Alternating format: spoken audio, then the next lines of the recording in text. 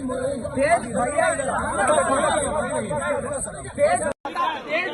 कहा कि महागठबंधन की सरकार बनी तो 2 करोड़ नौकरी मिलेगा, तो तेज प्रताप यादव ने कहा कि नाचने वाला नौकरी देगा। चलिए, बड़े भाई है भाई, वो उन्हीं लोगों से मिल के ना वो भी कुछ भी बोल रहे हैं, बट ठीक है, वो बड़े भाई, उनका जवाब देना मेरे लिए जरूरी नहीं है। सर, पवन सिंह लगातार आप पे तंज कस रहे हैं, पहले उन्होंने ये तंज कसा और अब निरहुआ भी पीछे नहीं हट रहे, कह रहे हैं कि रवि किशन जी ने आईफा जीता है, आप उनको कहिए कि आईफा को जीतेंगे। ग्रेजुएशन किया है उन्होंने ग्रेजुएशन किया है।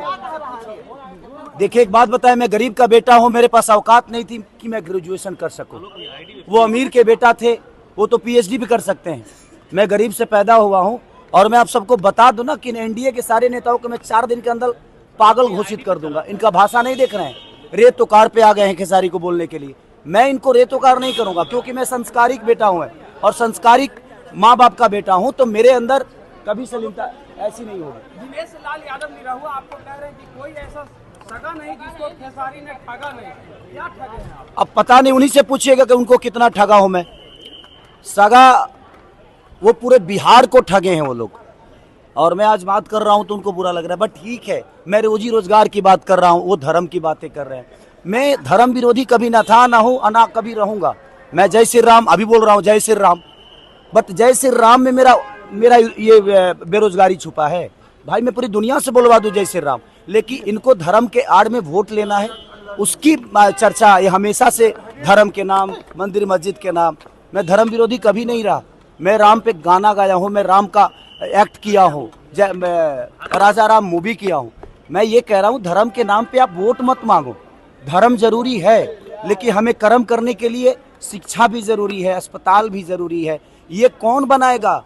ये इसके लिए का दूसरे को वोट देंगे? हम सब आपको वोट दिए हैं हर चीज करने के लिए, तो आप हर चीज पे बात करो ना। आप रोजी रोजगार पे बात करते नहीं, आप सिर्फ मंदिर मस्जिद पे बात करते हो। ये मुद्दे को भटकाते हैं दूसरी तरफ, हर बार जंगल राज की बात करते हैं। आज जो बच्चे शिक्षा से दूर हैं वो 20 साल के बच्चे हैं, और 20 साल से किसकी सरकार है? मानिए हमारे चाचा नीतीश कुमार जी की।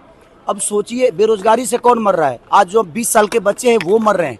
तो मैं वही तो सवाल कर रहा हूँ कि आप जंगल राज की बात, हमारे पापा जंगल राज के हो सकता है हिस्सा होंगे, भाई मैं नहीं था, तो मुझे प्रॉब्लम हो रही है, मेरे आने वाले भविष्य की प्रॉब्लम हो रही है, मैं उस पर चर्चा करता हूँ। तो ये अब मेरे को धर्म विरोधी बता देते हैं कि आप धर्म विरोधी हो। मेरा हमेशा से यही रहा है कि भाई, अगर मैं आज माइक के सामने आप सबको बोल रहा हूँ कि आज पूरे एनडीए के नेता और ये स्टार प्रचारक जो 4 हमारे बड़े भाई हैं, ये प्रेस कॉन्फ्रेंस करें और कह दें कि कल से फैक्ट्री का शिलान्यास यहाँ पे होगा, कल से बेहतर कॉलेज बनेगा, शिलान्यास होगा। मैं वादा करता हूँ, जीवन में कभी चुनाव नहीं लड़ूंगा, और ना ही शपथ ग्रहण कर पाऊंगा, और ना ही सर्टिफिकेट लेने में कहीं जाऊंगा। और आजीवन अगर मेरे सर्टिफिकेट लेने में ही इनका छुपा हुआ है बेरोजगारी छुपा हुआ है, ये मुझे दोषी बना रहे हैं बेमतलब का, ये मुझे टारगेट कर रहे हैं। भाई, मुझे टारगेट मत करो। बिहार बेरोजगारी से डूब रहा है, शिक्षा से दूर है, अस्पताल से दूर है, उस पर बात करो ना आप। सर, एक आखिरी सवाल रहेगा सर कि क्या लग रहा है, आप लगातार प्रचार में जा रहे हैं, महागठबंधन की सरकार बनने जा रही है बिहार में? आपको नहीं लग रहा है? मैं तो पहले चरण में 100 में 100 हैं हम ही, बाकी कोई नहीं है। और आप देखिएगा, खेसारी के आने के बाद सरकार बदलेगी। आप भाषा इनकी नहीं देख रहे हैं, किस हिसाब से बोल रहे हैं। अब ये रेत तो कार पे आ गए। आप बड़े हैं, लेकिन भाषा का मर्यादा आपको होना चाहिए। तो मुझे लगता है कि ये सारे के सारे बौखलाए हुए हैं, ये पार्टी के हैं। सच पूछिए तो मैं तेजस्वी जी का छोटा भाई हूँ, और हमेशा से उनका प्यार आशीर्वाद हमें मिला है।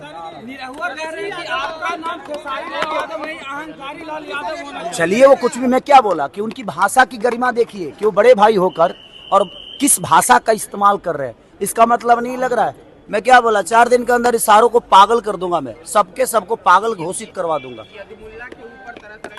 कोई बात नहीं, शायद मुसलमान हमारे देश के हिस्सा नहीं है, और अगर बेहतर बिहार के लिए मैं बात करता हूं तो यदमुल्ला हूं, तो मुझे मंजूर है यदमुल्ला होना। अगर शिक्षा की बात करता हूं और पलायन रोकने की बात करता हूं और ये मुझे यदमुल्ला कहते हैं, मुझे मंजूर है यदमुल्ला होना।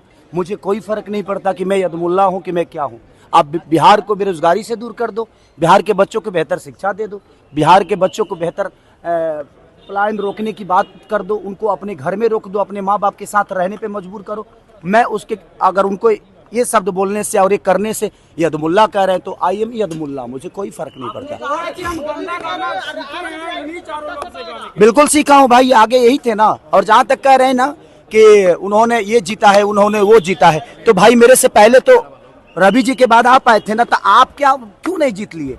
तो आप नहीं जीते तो हम भी छोड़ दिए, हम नहीं जीता हूँ, रहने दे, इसलिए मैं भी नहीं जीता। सर वोट चोरी के ऊपर लगातार सवाल उठ रहा है। वो तो आज से थोड़ी हो रहा है, कितनी बार हो रहा है। I love you.